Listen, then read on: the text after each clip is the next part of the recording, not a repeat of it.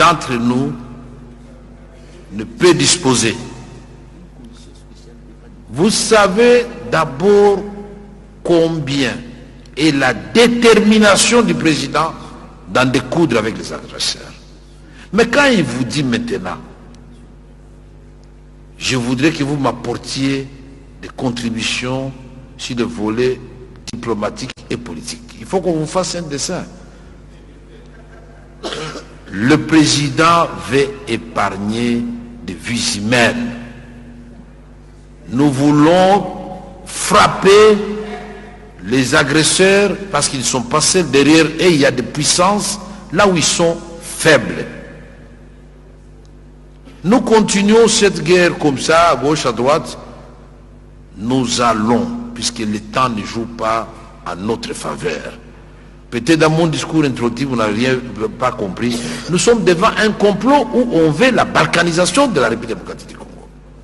Et si nous passons notre temps à parler ici, nous allons nous réveiller, vous serez au fait, comme à un moment donné nous étions un parlement de Kinshasa qui siégeait à Lubumbashi, il y avait un parlement où les gens qui dirigeaient Badolite jusqu'à Kisangani, il y en avait d'autres qui dirigeaient l'Ituri, Goma jusqu'à Tanganyika, Kabinda.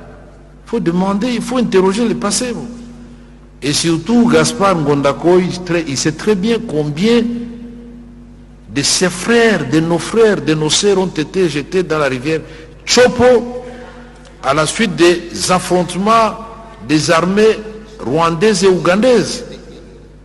Vous savez combien nous avons souffert au Conseil de sécurité chez Okitundu, Général Letumba, Inzun Kakiak, Yerodia Abdoulaye Ndombasi, Kika Bin Karoubi et moi-même pour obtenir 15 résolutions, s'il vous plaît, avec l'aide de la France. Parce qu'on parlait des forces invitées. On a cité le Rwanda et l'Ouganda comme agresseurs. C'est quand ils se sont affrontés dans la ville martyre de Kisangani avec la résolution, je crois, 1503. Avant tout cela, nous étions comme des imbéciles, on nous considérait au même titre que les agresseurs. Et je ne voudrais pas que cela revienne quand nous avons une ministre des Affaires étrangères qui se bat seule là-bas au Conseil de sécurité et qui a réussi à arracher des condamnations. C'est à nous maintenant, l'Assemblée nationale, par notre travail,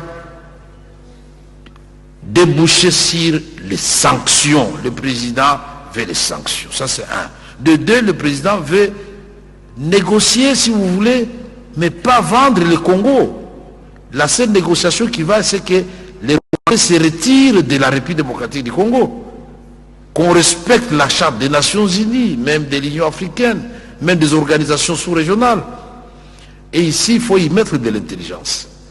Alors, ici, la commission spéciale, je vais vous demander qu'on vous rappelle d'abord l'article 50, comme ça nous allons nous mettre d'accord nous tous. Je suis d'accord avec vous, mais nous, le temps ne joue pas en notre faveur.